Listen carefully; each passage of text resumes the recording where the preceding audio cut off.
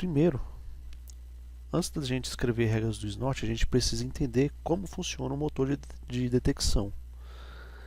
Como o Snort analisa o tráfego de rede? Bom, o Snort ele possui um motor de detecção que é dividido em subpartes. Tá?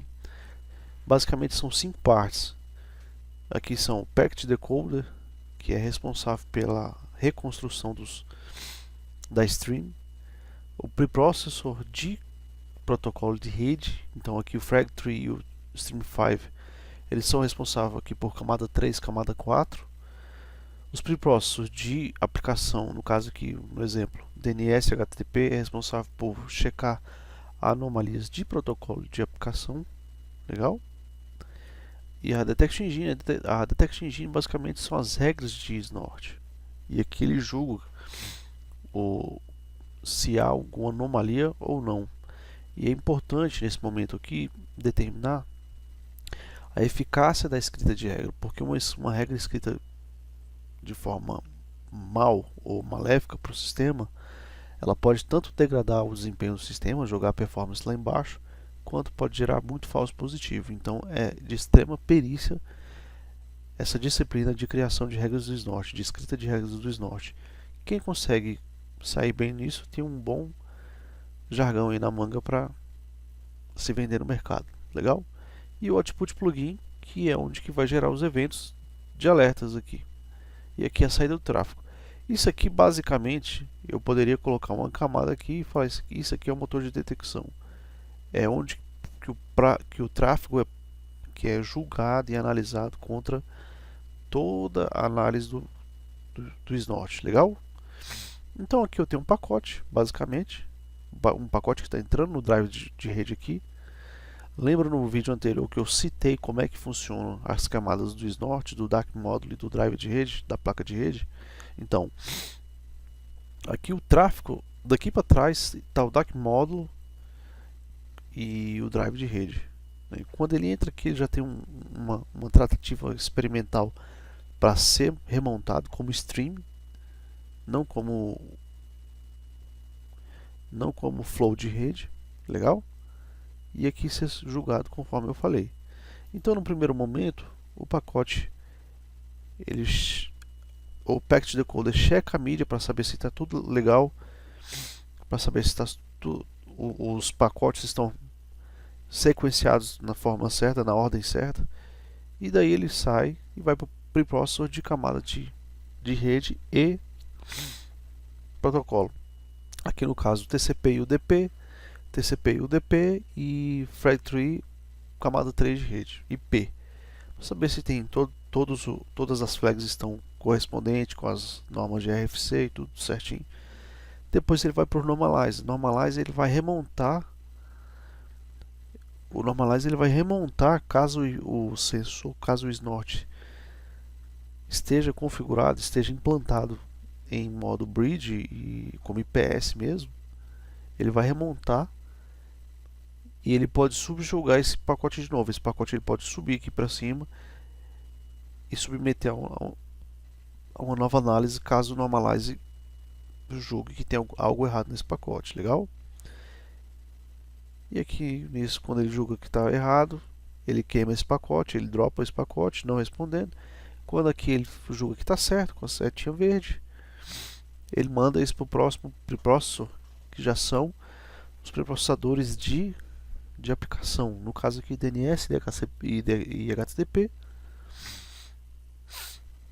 O HTTP ele vai olhar toda a conformidade com a RFC do HTTP em si, saber se os campos estão certos, se o user agent está certo, se o host está certo, saber se não tem nenhuma anomalia, se os bytes estão, o tamanho do pacote está de forma adequada. E só depois que ele passa pelo pré-processador de aplicação que ele julga que ele vai, que ele julga que ele vai submeter as regras. E aqui onde que ele entra na regra. Então aqui ele já verificou se é porta 53, se é porta HTTP 80 ou 443, que seja a porta qual for. E aí quando ele chega na regra, esse pacote já está muito bem elaborado. Então veja, antes de um pacote chegar para ser analisado por uma regra, ele foi submetido a várias análises anteriores. Quando ele chega aqui, basicamente o Snort está buscando padrão de anomalia, tá? E tem um camarada nele aqui dentro, basicamente, que é o Pattern Matching, que é o padrão de correspondência, o motor de padrão de correspondência, que vai buscar aquelas strings que são julgadas ou partes de um string que pode comprometer um sistema, que pode oferecer algum tipo de risco, legal? Então aqui eu tenho dois exemplos, por exemplo, de ID de regras, então a 192.23 aqui para saber se esse pacote vai ser julgado de acordo com ela, e aqui o CID 14561 para saber se esse pacote vai ter criticidade. Tendo alguma referência de como esse pacote foi checado e houve sim correspondência no pattern match, esse pacote ele cai aqui para o drop e a origem e o destino não recebem esse pacote, legal? E lembrando que o IPS ele não manda reset para os dois lados, ok? Ele engole o pacote e ninguém sabe o que está acontecendo, porque se ele tiver que responder alguém, um atacante pode verificar que existe alguma tratativa e ele faz uma tentativa de evasão para bypassar o IPS, legal? Então agora ele vai para o output plugin, gerando um alerta ou não, e o tráfego é devolvido para a rede. Basicamente é assim que funciona o motor de detecção do Snort. Então agora nós vamos entender como é que é a anatomia de uma regra de Snort. E aqui ela é dividida em duas partes principais. Então eu tenho o cabeçalho e tenho o corpo. O cabeçalho ele é dividido em algumas partes padrão, isso aqui não muda, tá? Isso aqui não pode mudar.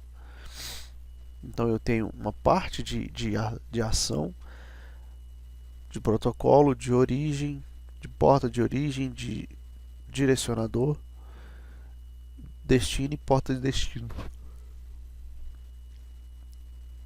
O corpo da mensagem, o corpo da regra, ele pode variar muito, mas muito mesmo, dependendo aqui pode ter 2, 3 referências.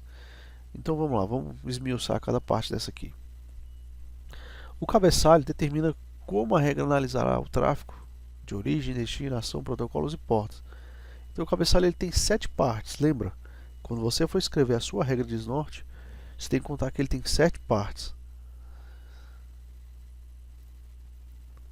E o corpo determina o padrão de correspondência do ataque, profundidade do pacote, documentação da regra e metadados do pacote.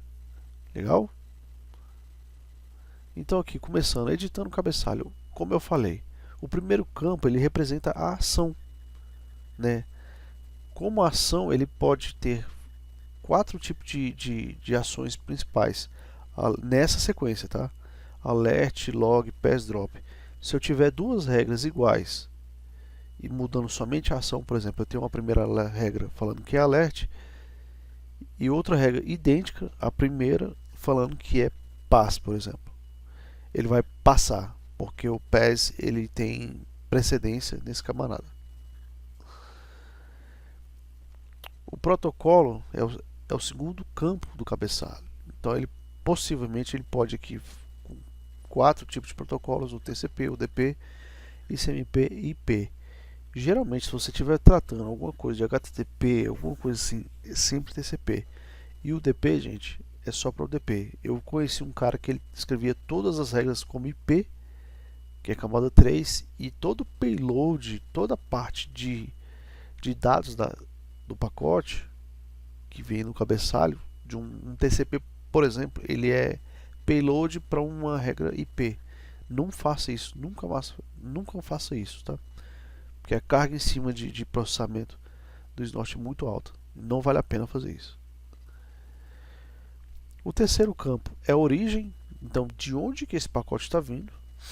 Então aqui é o endereço IP, ou uma rede, ou um CDR, ou a palavra N de qualquer coisa. E aqui as portas de origem. Qual é a porta de origem? Então aqui você pode colocar uma porta, você pode colocar um range ou uma negação. Legal? E o operador, se ele é direcional ou se ele é bidirecional. aqui, quando ele está aqui o sinal de menos e maior, isso aqui é direcional.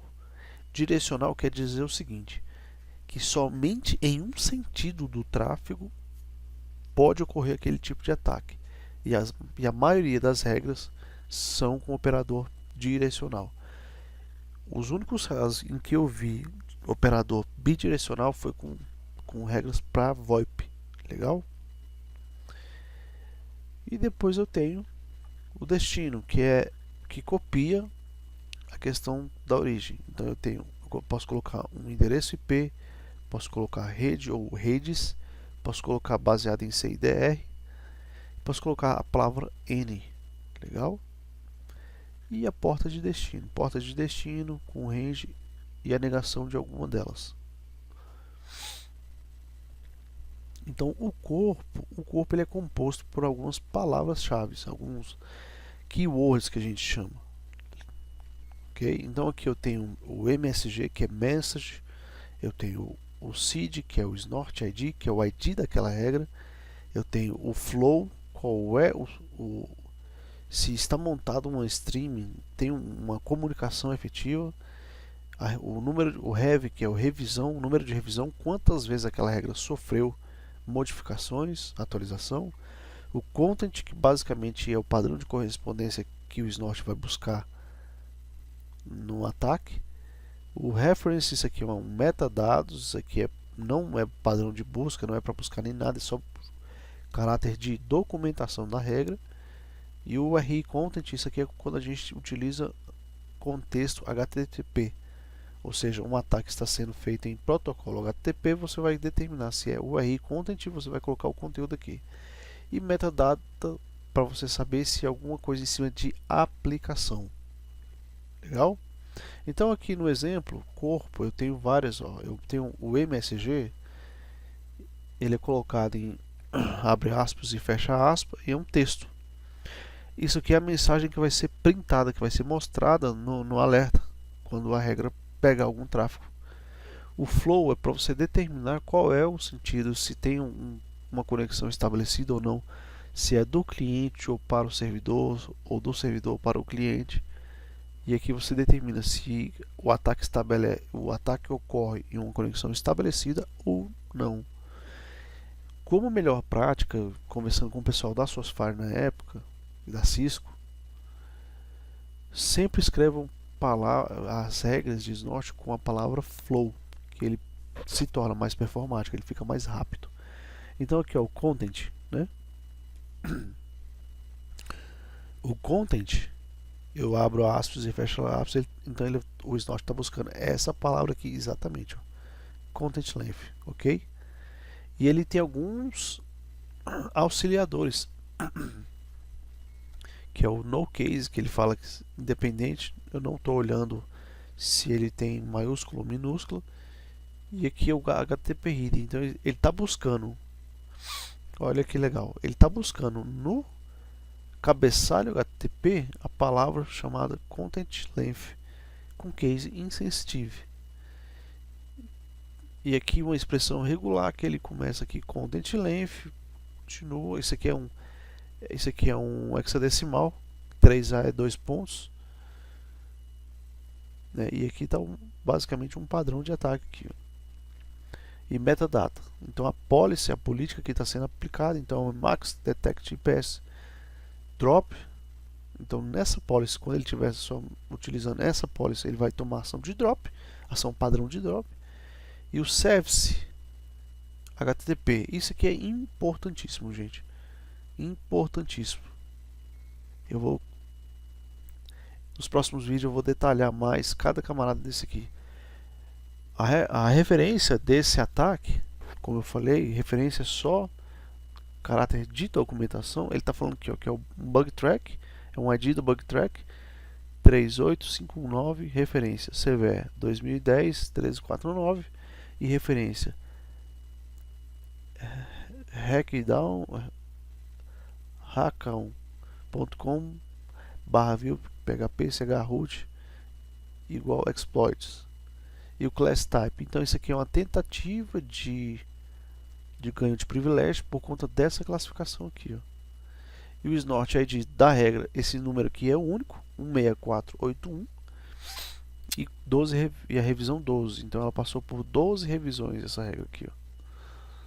Legal?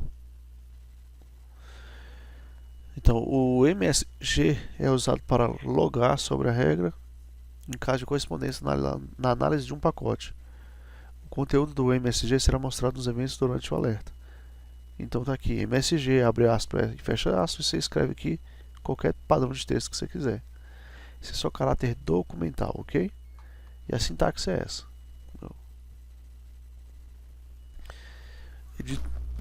O corpo, o flow, conforme eu estou dizendo aqui, determina em qual direção ocorrerá o match da regra, basicamente determinando quem é o cliente e quem é o servidor da comunicação. Legal? Então, exemplo, ó, flow, estabelecido para o servidor. Basicamente é isso. Então, sempre quando vier uma requisição do cliente para o servidor e tiver aquela argumentação toda do content, o padrão de correspondência bateu. Então, a regra provavelmente vai gerar um alerta, se não tiver mais determinantes. E a sintaxe é essa, a palavra flow, o estado dela e a direção. Isso aqui você pode alterar também, colocar to server e depois established. E os argumentos são esses: to client, to server, from server, ok?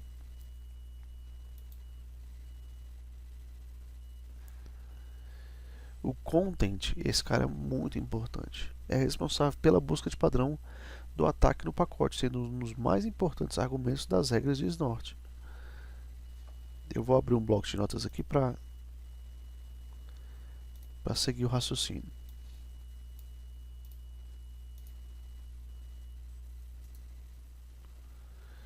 Então vamos lá. Nós passamos aqui já, né?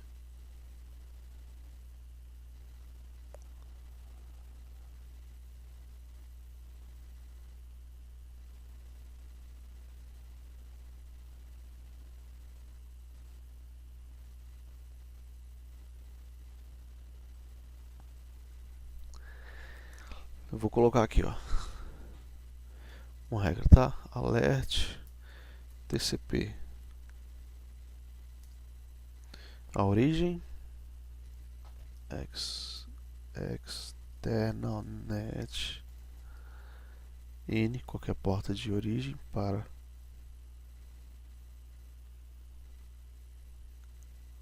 então aqui eu já tenho 1, 2, 3, 4 campos. O quinto campo vem agora, o operador homenet. Isso aqui é uma variável, então tem que vir com $. Vou colocar aqui, ó, HTTP ports. Legal? Daqui para cá é cabeçalho e o que vier aqui dentro é corpo. Dentro do parênteses é corpo. Igual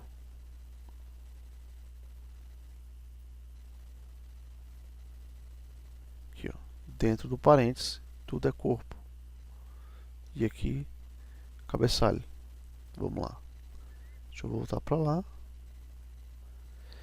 Então o corpo, ó, o content é responsável pela busca do padrão do ataque no pacote, sendo um dos mais importantes argumentos da regra do snort.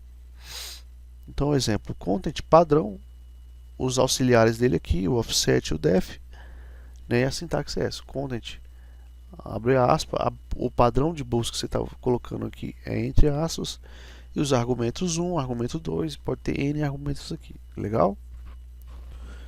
Então eu vou escrever uma regra onde que basicamente o cara vai procurar o meu nome. Vou colocar aqui, ó, MSG regra que busca o nome Leandro. Leandro no HTTP header. Legal? E fecha com ponto e vírgula. Isso aqui é basicamente copia todas as strings. Então você tem um comando, dois pontos, abre aspas, a string. Quando você fecha com ponto e vírgula.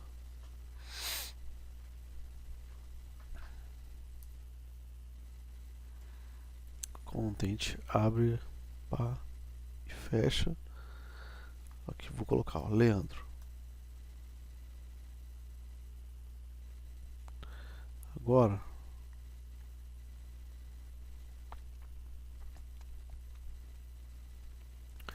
Leandro, a palavra Leandro aqui tem quantos?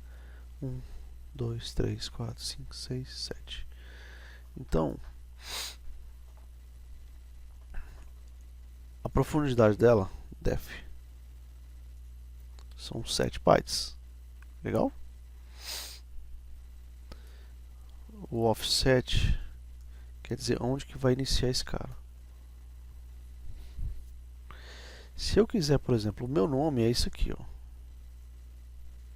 Leandro Lacerda. Se eu quiser procurar meu segundo nome, ele vai ser o seguinte, outro content, né? Abre, fecha e finaliza content Lacerda. Só que agora eu não uso mais, eu não posso usar mais o offset e o def, porque esses caras aqui é só para o primeiro content. E aqui eu posso colocar também, ó, no case, lembra? Então eu posso colocar Leandro, independente do que vier, ele pega por conta desse no case aqui.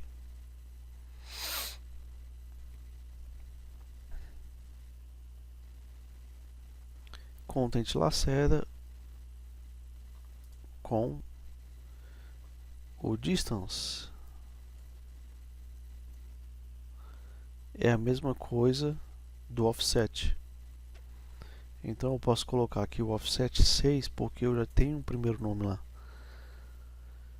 E ele começa do zero. Se eu vou de 1 a 7, então ele vai de 0 a 6. E o within é a mesma coisa do def. Legal? Então aqui o meu nome Lacerda tem 1, 2, 3, 4, 5, 6, 7. Within 7. Mais ou menos assim que funciona a escrita de regras de Snort. Legal?